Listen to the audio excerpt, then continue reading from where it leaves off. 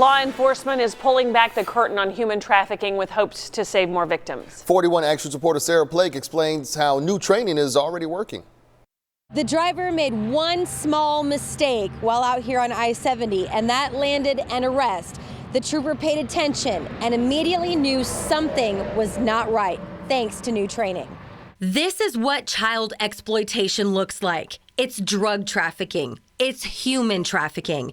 It's a 15-year-old girl with 5.5 pounds of meth strapped to her stomach. We had a trooper stop a vehicle, and just during that initial contact, he realized that there was just some sort of criminal activity taking place. 22-year-old Brenda Alcaraz was driving a 2019 Jeep Compass. The 15-year-old was in the passenger seat. But when Alcaraz followed another car too closely, a trooper pulled them over on I-70 near 13 Highway.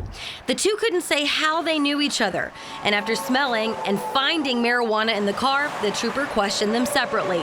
Investigators say they were on their way from Oregon to South Carolina with the meth. When you're dealing with a juvenile that has been victimized, she was, readily willing to let them know what it was taking place. Troopers are getting more training on how to look out for kids who are being trafficked. So far this year, Missouri Highway Patrol troopers have identified 19 trafficking victims from traffic stops. Taking the mindset of these are victims, and we need to make sure that we're fully investigating the traffic stop we're on, and not just writing that ticket and sending them down the road. I am very proud of her. Lucy Bloom with the anti-trafficking organization Veronica's Voice was amazed to hear the girl was willing to tell troopers what she was going through. One of the things that we are encouraged about is seeing that as a result of all of the efforts for training law enforcement, that this highway patrol person, they felt, no, there's something more going on here. The teen is back in Oregon and will be connected with victim support services. Sarah Blake, 41 Action News.